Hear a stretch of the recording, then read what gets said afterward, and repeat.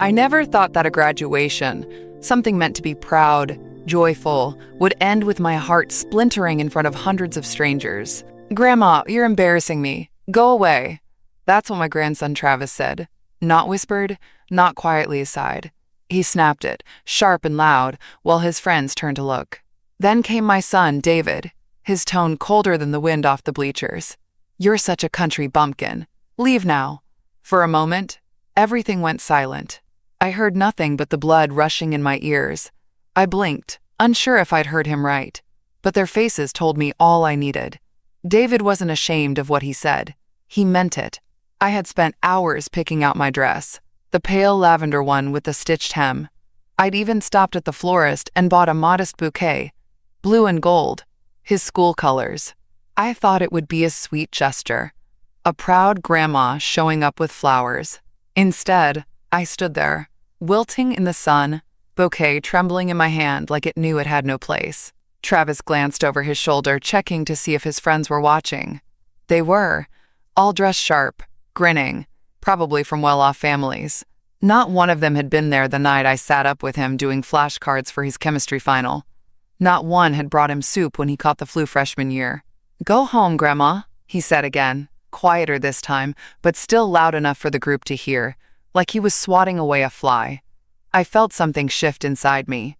Something small, but deep. I didn't say a word. I didn't defend myself. I turned and walked back down the concrete steps, slow and steady like I hadn't just been gutted. My shoes clicked on the pavement. Click, click. Like a metronome measuring the beats of humiliation. No one followed. No one called out. David had his arm around Travis's shoulder by the time I reached the parking lot, laughing. Laughing. They didn't even notice I had left. I got in my car, the old Buick I've had since Cliff passed, sat behind the wheel, and looked at myself in the mirror. My lipstick was smeared. My curls had flattened in the heat. I looked every bit the countrywoman they mocked me for being. But I also looked tired. Bone deep, tired. I sat there for a long time, watching the petals of the bouquet droop one by one in the passenger seat. That's when I remembered. I paid for that college fund, cashed out part of my pension to start it. I co-signed their mortgage, put my name on everything to make sure they'd have a stable life. And now they called me a bumpkin. My hands stayed still on the steering wheel, but my heart had already started moving in a new direction. Somewhere colder, somewhere clearer. Because I just realized something. They loved the money. They never loved the hand that gave it. And I was done pretending I didn't see it. I didn't cry at the stadium. Not when Travis dismissed me. Not even when David twisted the knife. But that night, I knelt in the backyard, pulling at weeds like they were to blame. I'd dressed up for them. I'd skipped church to be there, bought new shoes I couldn't afford, and skipped breakfast so I wouldn't spill anything on my blouse. I didn't go there to be praised. I went to show I was proud. But I walked away feeling like trash in a suit. I didn't tell anyone. Not even my sister May when she called that night. She asked how the graduation went, and I said, "It was fine. Fine." How do you tell someone that your own grandson looked through you like you were gum on his shoe? How do you admit that your son, the boy you raised on hand-me-downs and peanut butter sandwiches, called you a bumpkin in front of strangers? Like I was some half-wit who wandered into the wrong section? I couldn't say the words. I wasn't ready to hear them out loud. So I sat there, fingers dirty, knees aching, pretending the weeds needed me more than I needed air. Morning after, I stood at the kitchen sink, staring out the window, hands still raw from digging through weeds the night before. The coffee maker hissed behind me. I didn't want it. Didn't want the warmth or the smell. I just needed something normal to happen. Something predictable to hold on to. I poured the pot anyway. 1 cup, then 2, though I only drank half of the first. My stomach couldn't take the weight. The truth kept pressing in. I'd been generous. No, I'd been foolish. Blindfolded by love. Years ago, when David's marriage fell apart and he lost his job, he came to me with that tone in his voice, the one he used when he wanted something, but didn't want to say it outright. "Just for a few months, Mom. Until I get back on my feet." I let him move back home. Him and Travis. Travis was 9 back then, skinny and quiet, always clinging to his dad's side. He cried at night the first week, and I sat with him on the couch until he fell asleep. I fed them, let them have the bigger bedroom, tacked their bills onto mine. I remember when David came in one night, said, "There's a place for sale. Small but decent schools. I just need a little help with the loan paperwork." He smiled like he used to when he was 5 and wanted to skip chores. I co-signed that mortgage. Didn't even blink. Even dipped into my pension to cover the closing costs. "You'll get it back," he promised. But I never asked for it. I cashed out part of my retirement to start a 529 plan for Travis the same year. I was proud. I wanted that boy to go to college without worrying the way David and I had. I even remember the first deposit, $2,500, straight from the savings Cliff and I built together. I mailed the check myself. I sewed Travis's school play costume by hand, a little colonial outfit for a history project. He was John Adams, and I remember how nervous he was backstage. I knelt next to him and whispered, "You don't have to be perfect. You just have to be brave." He smiled, called me his lucky charm. That boy, the one who hugged me tight and said I made the best cocoa, that boy was gone now, replaced by someone who looked at me like I was something to hide, like I was the reason he felt small. And David, he'd never stopped taking, just learned how to repackage it as helping. "It's easier if I handle the property taxes," he'd said last fall. "You shouldn't stress about the 529. Just keep it in your name, and we'll handle the paperwork from our end." And worst of all, I let them. That realization hit me harder than anything David or Travis said at graduation. I let myself become invisible. That's when I opened the drawer under the microwave. The old accordion file I kept all my paperwork in, retirement records, tax forms, bank statements. I hadn't looked at it in a while, but today, I needed to see something that still had my name on it, something that proved I still existed on paper, even if they acted like I didn't in real life. It was the second morning after graduation when I finally opened the accordion file all the way. It sat on the dining table next to my lukewarm coffee, its edges fraying from years of moving house to house, box to drawer. That file had followed me from the days Cliff and I budgeted groceries down to the penny, all the way to now, when my own son treated me like a charity case with a pulse. I wasn't sure what I was looking for exactly. Maybe I just wanted proof that I still mattered somewhere. And then I saw it. The mortgage folder. The one I hadn't opened since I co-signed on David and Erin's house after their divorce. I thought he had refinanced years ago. He said he did, but the papers in front of me said otherwise. Primary borrower, David Ellison, co-signer, Ruth Ellison. My name. Still there, not hidden, not removed. Still legally bound to the loan on that house he lived in, the one I'd never been invited to stay in, even for Christmas. I leaned back in the chair, let the silence ring out in my chest. Then I pulled out the college fund documents, the 529 plan paperwork I'd opened for Travis when he was still a boy who thought I hung the moon. I flipped through the forms until I saw it again. Account owner, Ruth Ellison. Beneficiary, Travis Ellison. It took me a second to breathe right. Because I remembered now, David had offered to handle everything, but I never signed over ownership. He just helped with the online updates. I still held the reins. I stared at that line for a long time. He never thought I'd look. That's the thing.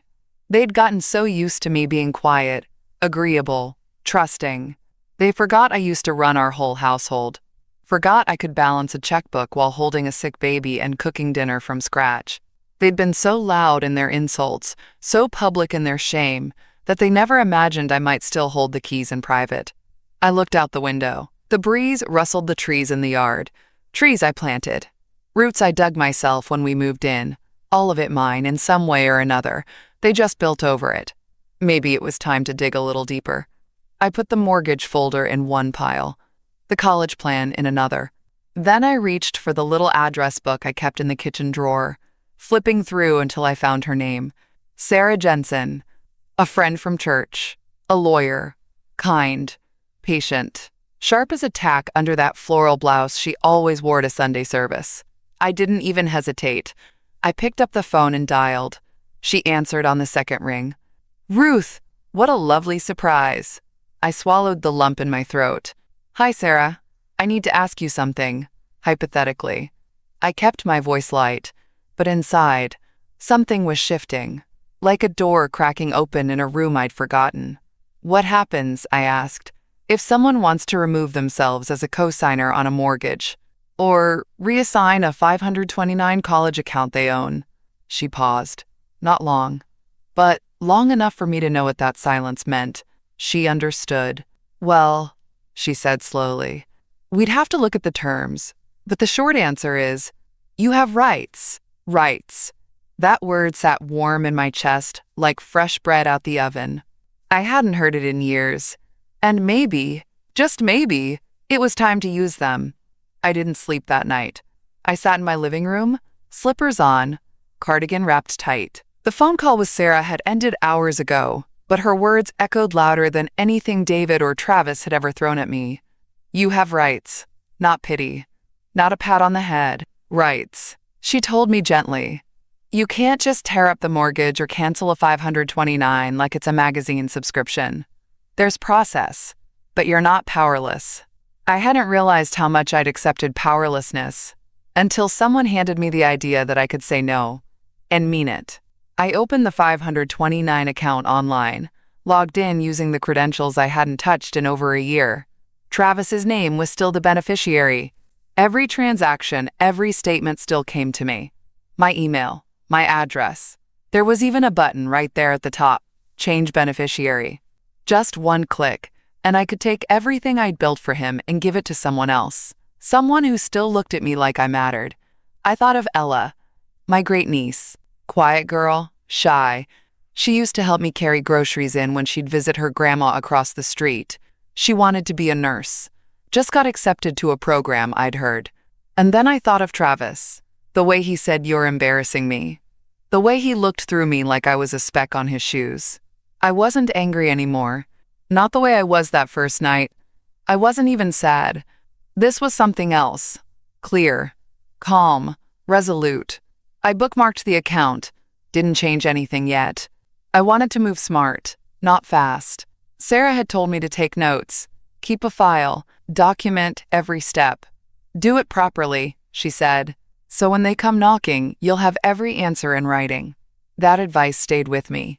So I opened a clean notepad from the kitchen drawer, the one I used for Christmas lists, and on the first page, I wrote the date. Then in neat block letters, mortgage plus 529 action plan, consult Sarah for written steps, certified letters, prepare notices, reassign 529 funds, Ella, pause auto payments, mortgage. Keep copies of everything. I closed the notepad and felt my hands stop trembling. I hadn't realized how long I'd been scared. Scared to upset David. Scared to lose Travis. Scared to be left out, left behind. But I'd already been thrown out emotionally. What more could they take? They forgot something when they laughed at me on those steps. Quiet doesn't mean weak. I looked at the framed photo of Cliff and me that sat by the mantel. Our 40th anniversary. The one with the peach cobbler and the backyard picnic. He would have been furious if he'd seen what they did to me, but proud of this moment, of this quiet plan. I closed the laptop and looked around the house. The one they said I couldn't keep without their help. The one I'd painted, repaired, lived in. Every inch of it touched by my hands. It was time they learned something. Help that comes with shame isn't help, it's control. And I just remembered how to say no. Sarah's office smelled like paper and lemon wipes. Her desk was neat, too neat, like she cleaned it just for me. She always had that way about her. Gentle voice, sharp eyes. I clutched the manila folder I brought from home. Every document I had left with my name on it, stacked and labeled in cheap plastic sleeves. A whole life reduced to paperwork and a prayer. She offered me tea. I declined. My stomach was too tight. So, I said, trying to sound casual, if I stop paying into their mortgage, what happens? Sarah didn't flinch. You're still liable, as a co-signer. If they default, the bank will come after you too. My heart sank. But, she continued, sliding a legal pad toward her, you're not obligated to pay it for them. That was voluntary support. and you can notify them in writing that you're withdrawing that support. I nodded slowly. And the college fund? I asked. I still own it. She smiled. That's the easier one. You're the account holder. You can reassign the beneficiary anytime. There are rules, of course. Must be a family member, educational use, IRS guidelines. But yes, you can move it. Even after all the money I put in for Travis? Especially because of that, she said gently. I stared at my own hands resting in my lap. They looked tired, worn, but not weak. She leaned forward. You're not stealing anything, Ruth. You're just choosing who deserves your help. And who doesn't. I swallowed. My throat burned. I want to do it all by the book, I whispered. No drama, no screaming matches. I just want it done. Sarah nodded. We'll send a certified letter. Mortgage support ends immediately. As for the 529, you'll fill out a beneficiary change form. We'll make a copy for your records. I opened my folder and handed her the sheets I'd printed from the college fund portal. She read them silently, then looked up. Ella, huh? She said with a smile. She still sends me thank you cards, I said quietly. She babysits her cousins and studies in the laundry room because it's quieter there. She's never asked me for a dime. Sarah didn't say much to that, just nodded and pulled a blank legal notice from her desk drawer.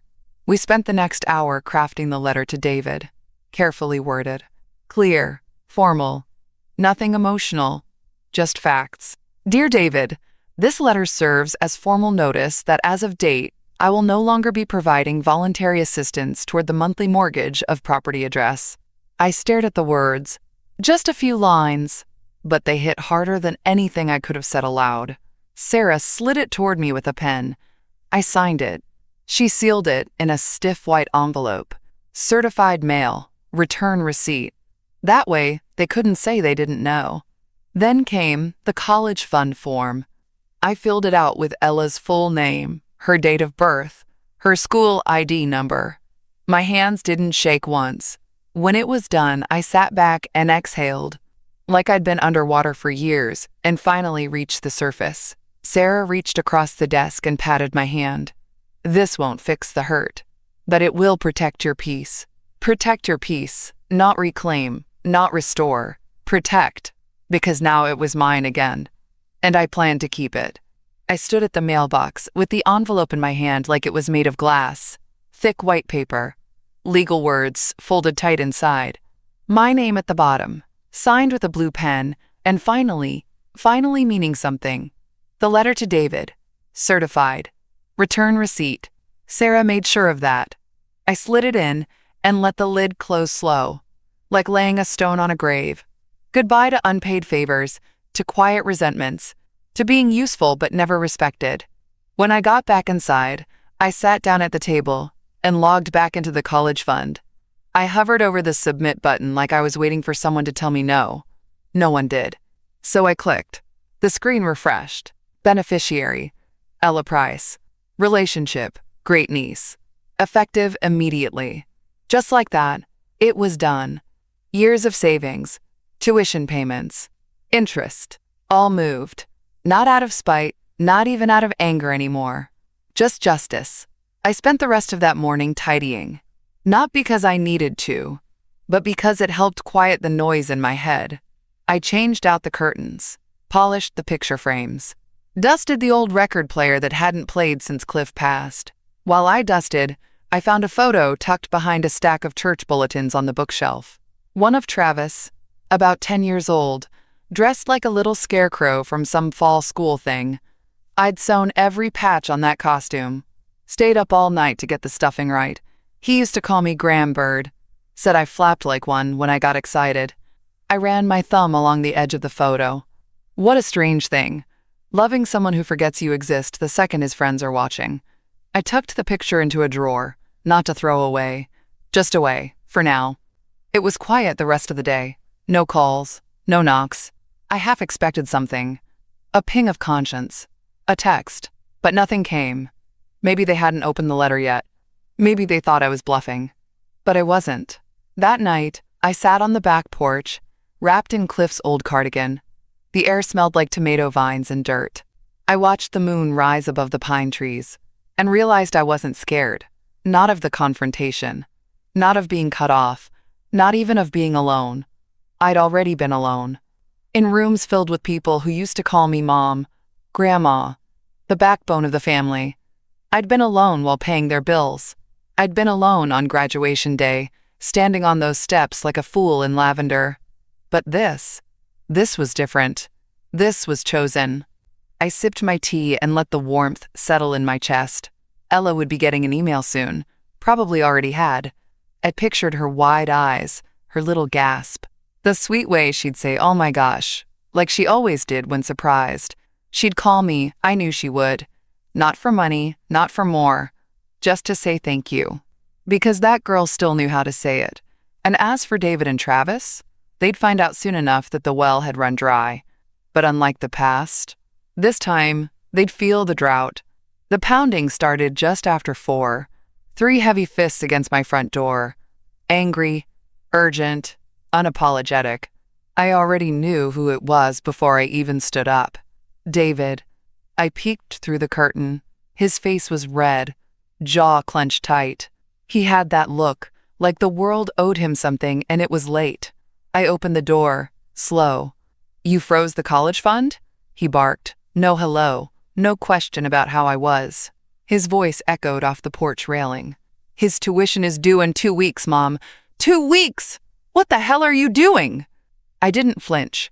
"I moved the money," I said simply. He blinked, confused, like he couldn't believe I didn't immediately start apologizing.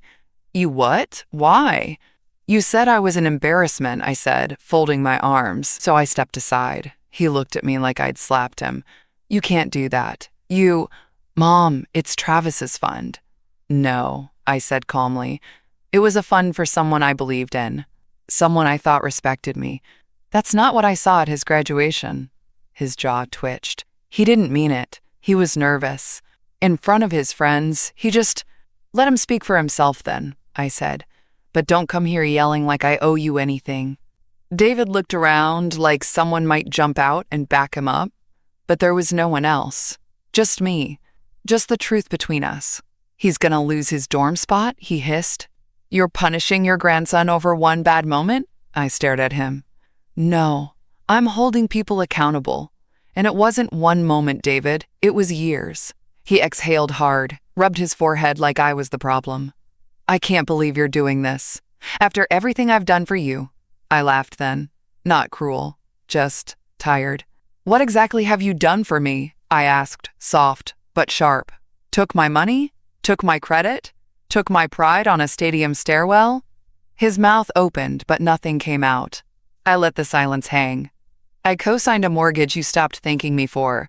I built a college fund you let him take for granted. And when I showed up to support him, you both acted like I was dirt on your shoes." "It wasn't like that," he mumbled. "It was exactly like that." He stepped back like I'd burned him. "Fine," he snapped. "So what now? You you cut us off? You abandon your own family?" I stepped aside. I said again, quieter now. "You told me I didn't belong. I finally listened." He looked stunned, like he'd never seen me as anything but the woman who'd always say yes. But I was done saying yes. "I'm still your mother," I said, softer. "But I won't be your lifeline anymore." He turned without another word, stormed down the steps and into his truck. Slammed the door so hard it rattled my windows. I stood on the porch until the engine faded down the street. Nothing happened after that. No calls, no visits. No long text messages filled with guilt or threats or apologies that weren't real. Just silence.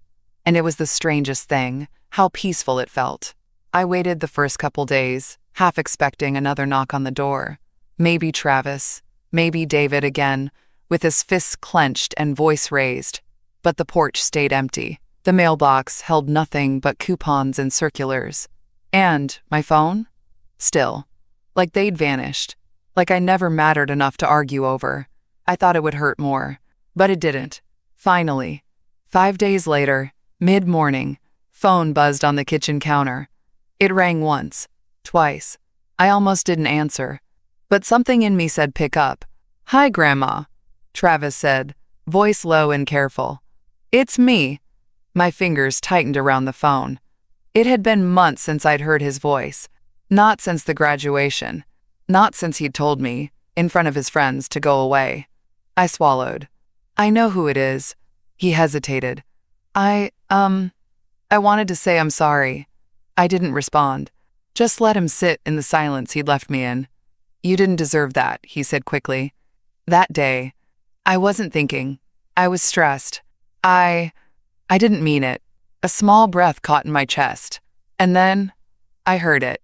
A faint voice in the background. Muffled, but clear if you knew what to listen for. Tell her it was the pressure. Don't overdo it. Just sound sincere. David.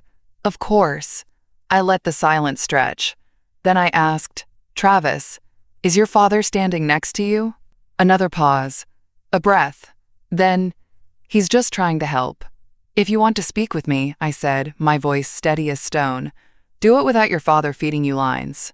I could hear his breath catch. The panic of a boy caught between a script and the truth. Grandma, I'm sorry, he said again, but it sounded thinner now, less like an apology and more like a line from a cue card. I walked to the window and looked out at the garden. The rosemary needed trimming. The marigolds had taken off since the rain. Do you know why the fun's gone? I asked him quietly. He didn't answer. It's gone because you looked me in the face that day, I said, and decided your reputation mattered more than my love. That kind of choice costs something, Travis. And now you're learning that. I didn't say it with anger. Just truth, cold and plain. I do love you, I added. But love doesn't mean I'll keep being used. He was quiet. Then the faint whisper again. Ask her if there's any way she can reconsider. Offer to... I hung up. Not in anger. Not to punish. But because I deserved better than to be a pawn in their guilt games. That night, alone in the house, the tears came quiet. No sobs. No shaking. Just slow, steady drops that slipped down my cheeks while I sat on the couch holding an old photograph of Cliff and me at Lake Martin. My thumb traced his smile, the way he always stood slightly behind me, like he was guarding my back even in pictures. I didn't cry because of Travis. Not exactly. I cried because I finally saw it all clear. For decades, guilt shaped me like clay. Guilt for not being enough for David after Cliff died. Guilt for being the one who lived longer, for outlasting a man who would have handled things better. Guilt for saying yes too often, because that's what mothers do, isn't it? I used to think love meant sacrificing without question. But now I saw it clear. I walked into Sarah's office without trembling. Not like last time, where I clutched my folder like it held my last ounce of dignity. This time, I came prepared. With copies, dates, notes, a full plan, and a steadiness I hadn't felt since Cliff passed. Sarah noticed it too. You look taller today, she said with a smile.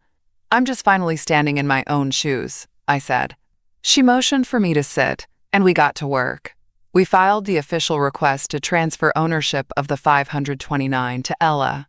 Sent another copy to the state's education office, just to be airtight. Then we closed the joint bank account David had talked me into years ago.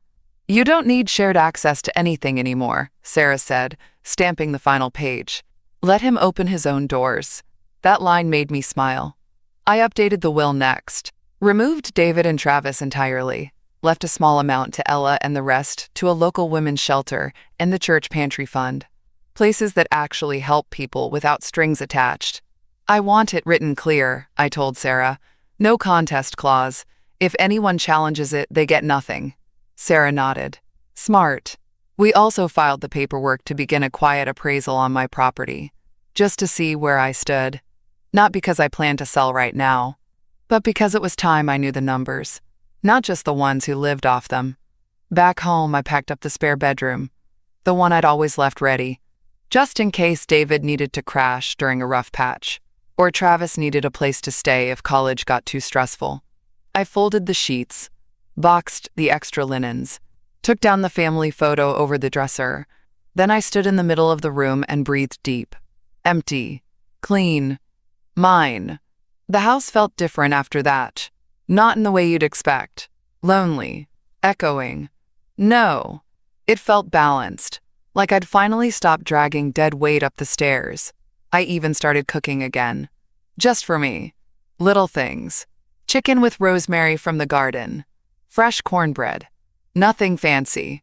I set the table for one and sat with my back straight, cloth napkin folded in my lap, like I deserved the seat. Because I did. Later that week, I got a call from Ella. Her voice was shaking when she said, "Aunt Ruth, I got a letter about the college account. Is this real?" I smiled. "It's real," I said. "And it's yours." She started crying right there on the phone. "I don't know what to say." "You don't have to say anything," I told her. "Just become the kind of person who gives back when it's your turn." That night, I opened the notebook again, wrote a single sentence. Power doesn't have to be loud, because everything I'd done over the last few weeks, every form signed, every door closed, was power. Not noise, not revenge. Just a woman reclaiming what was always hers to begin with. Peace, autonomy, dignity, and a future written in her own hand. It was a different knock this time. Not the angry pound of David's fists. This one was unsure, hesitant, almost apologetic. I dried my hands on a dish towel and opened the door.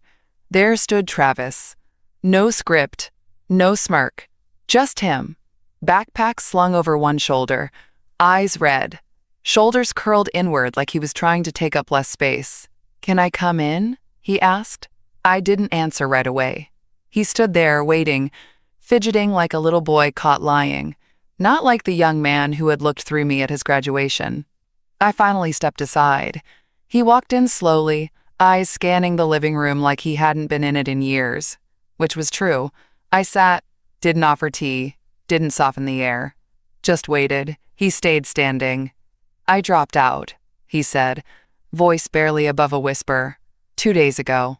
I said nothing, just kept my eyes on him. His hands twisted together. "Dad had been draining my college fund little by little. By the time you froze it, there was almost nothing left. I didn't even know until the tuition payment bounced. So there it was. Greed, exposed. And the cost, landing right in front of me. I couldn't even register," he added. "My student ID's inactive." I let the silence stretch between us. Then finally, "What do you want from me, Travis?" He blinked. I just wanted to explain. I didn't mean what I said at graduation. I really didn't. Don't," I said quietly. "Don't spin it. Just say the truth." He swallowed, looked down, then nodded. I was ashamed. Of being poor. Of having a grandma from a small town who doesn't talk like everyone else's moms and dads. The words stung. But I didn't let them land. He continued, voice cracking. "And I hated myself for it. Because you did everything. You gave everything. And I let Dad make me believe it wasn't enough." He was crying now, shoulders shaking. "I don't expect you to fix anything," he said, "but I've got nowhere to go. Dad told me to figure it out." I sat back, arms crossed, letting the moment breathe. "Do you want pity?" I asked. "No," he said quickly. "I want a roof and a second chance." He finally met my eyes. "I want to earn it. For real this time." And something about the way he said it. No coaching, no performance, just raw and uncomfortable truth. It finally broke through. "You can stay here," I said slowly, "but not as a guest." He nodded. "I didn't expect. You'll mow the lawn. You'll pay rent, something, even if it's small. You'll cook 2 meals a week, and no disappearing into your room. You join this house, or you don't come in." His mouth dropped open, then closed again. He nodded. "Yes, ma'am." I stood and walked to the hallway closet, pulled out a folded set of sheets, handed them to him. "Set up in the guest room." He took them with both hands, like they weighed more than guilt. I heard the tires before I saw the truck. Gravel crunching, engine humming like it owned the road. "David." I didn't get up. I sipped my coffee slow and steady, watching the morning sun stretch across my garden beds. Travis was still inside, probably still asleep. He'd spent all of yesterday weeding the yard without being asked. Said he wanted to start right. I let him. David slammed the truck door hard enough to rattle the porch railing. "Really, Mom?" he shouted from the bottom step. "This is what we're doing now?" I looked up, calm as the breeze. "I see you're still good at entrances." He stomped up the steps. "You're turning my son against me." "No," I said evenly. "You did that all on your own," he scoffed. "I raised him. I kept everything afloat. You spent his college fund." His mouth opened, but I didn't stop. "You let him believe there was still money there. You let me believe it. And when the time came to own that mistake, you pushed him out and sent him here like a problem package. He's my son." David growled. "You had no right." "I had every right," I cut in. "That money was in my name. I built that fund from grocery coupons and overtime shifts and skipped vacations. I let you manage it because I trusted you." I stood now. He came here with the truth. "You showed up with noise." David's jaw tightened. "You've poisoned him against me." "No," I said. "You poisoned him with your own bitterness. All I did was stop shielding him from it." He paced the porch like a caged animal. "He's not staying here. I won't allow it." I tilted my head. "Funny. Last I checked, this was my house." "That boy's confused," he said, reaching for whatever angle he could. "You're just exploiting the moment, trying to play the saint." I let out a soft breath and shook my head. "You ruined it, David, when you mocked me on those steps, when you laughed with your arm around your son after telling me to leave, when you spent his future like it was pocket change." His face twisted. "That was a mistake." "No," I said. "That was a choice." He stepped closer. Too close. "This isn't over." I took one step forward, looked him right in the eye. "It is for me." And then, I did what I'd never done in his entire life.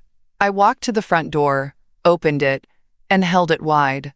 "Time for you to go, David." He hesitated. Just for a second. I think part of him still believed he could say the right combination of words and make me fold like I always had. But I didn't. I waited. And finally, he turned. Walked down the steps. Slammed the truck door. Peeled off down the road. I closed the door. Locked it. And leaned my back against the wood. Heart pounding, not from fear, but from power. I heard movement behind me. Travis, standing in the hallway. "You okay?" he asked softly. I nodded. "Just taking out the trash." He cracked a smile. Small. Real. We didn't speak again that morning. We didn't need to. The room was cold. Not from the air conditioning, but from what hung between us. I sat at the long table with Sarah beside me. My papers were stacked in a neat folder. Every check copy, every transfer, every agreement with my name on it. I had receipts for years of sacrifice. David sat across from me, arms crossed, his lawyer to his right. He didn't look at me. The mediator, a young woman with sharp glasses and a softer voice, began with the basics. Ground rules, civility, documentation. I didn't say a word. Not until it was my turn. Sarah slid the folder forward. "We're here to formally sever all financial and legal obligations between Ruth Ellison and David Ellison," she said.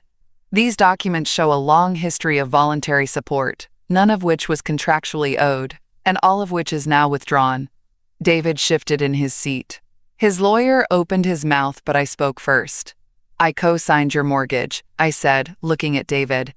"Never saw a single payment back." He rolled his eyes. "You never asked." "I shouldn't have had to," I said, voice still calm. "You told me we were family. You made promises. Then you disappeared behind them." I laid the first paper on the table. The mortgage application. My signature, in blue ink. Dated 8 years ago. "You asked for help after your divorce." I gave it. Next sheet. The check that started Travis's college fund. "You said you couldn't afford to start it yourself. I made it happen." Then a list of deposits, each one smaller than the last. Grocery money, rent, utilities, birthday cash. "This is everything I gave," I said. "And this," I held up the notice I'd mailed him, "is where it ended." David's face darkened. "She's just bitter," he muttered to the mediator. "She's mad because we embarrassed her." Sarah leaned forward. She's here because you treated her like a bank, not a mother. His lawyer tried to object. There's no written agreement on. There doesn't need to be, I interrupted, meeting David's eyes.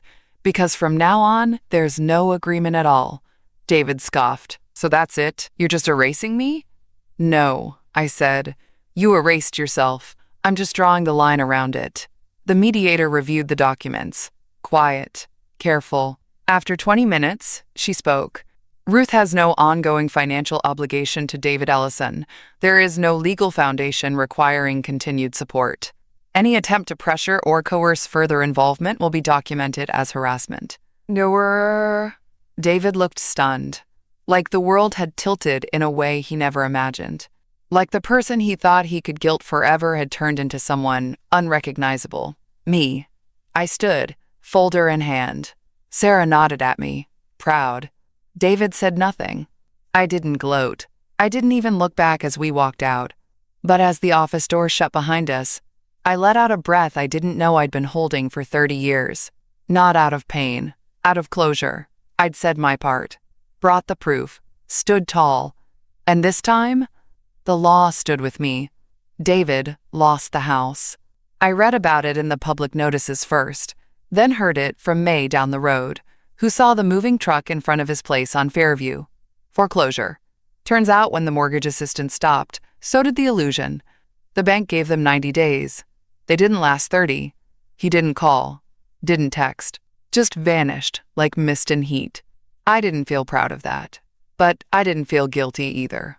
Choices have weight, and after years of handing him a cushion, I finally let him fall. Meanwhile, inside my own home, the shift was visible. Travis started night classes at the community college. He found a job stocking shelves at the grocery store near the bypass. Not glamorous, but steady. He came home sore, quiet, and smelling like cardboard and sweat. And he never once complained. He handed me $80 every Friday without me asking. Wrote it on the envelope in careful print. Room, week number 3. He mowed the lawn every Saturday, cleaned the gutters when the leaves started early, cooked spaghetti one night and burned the garlic, apologized 6 times. I didn't fuss. I just said try again next time. We didn't talk much about David.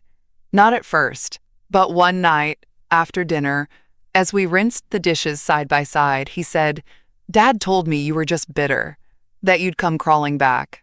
I didn't turn my head, just rinsed the plate in my hand. "And now?" He dried the dish. "Now I think you crawled long enough and stood up when no one expected you to."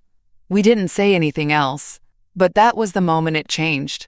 He wasn't just staying here anymore, he was seeing me. Not as his backup plan, not as the woman in the background who always had a spare bed and an open wallet, but as someone with boundaries, with power, with a spine that didn't need to shout to be strong. One afternoon, I found him in the garage, fixing up my old push mower without being asked. Grease on his shirt, sweat on his brow. He looked up and said, "You know, I never realized how much work it takes to keep a house standing." I smiled. "That's because someone else always paid the cost." He nodded. Didn't argue. Didn't deflect. Just tightened the bolt and kept working. I still made Sunday dinners, but not as a ritual of obligation. Not to keep the peace. Just for those who earned their seat. Sometimes it was just me and Travis, passing the cornbread and laughing over something dumb on the radio. Other times Ella would visit. She brought her nursing books and helped me clean out the linen closet. She called me Auntie Ruth and left sticky notes on the fridge that said,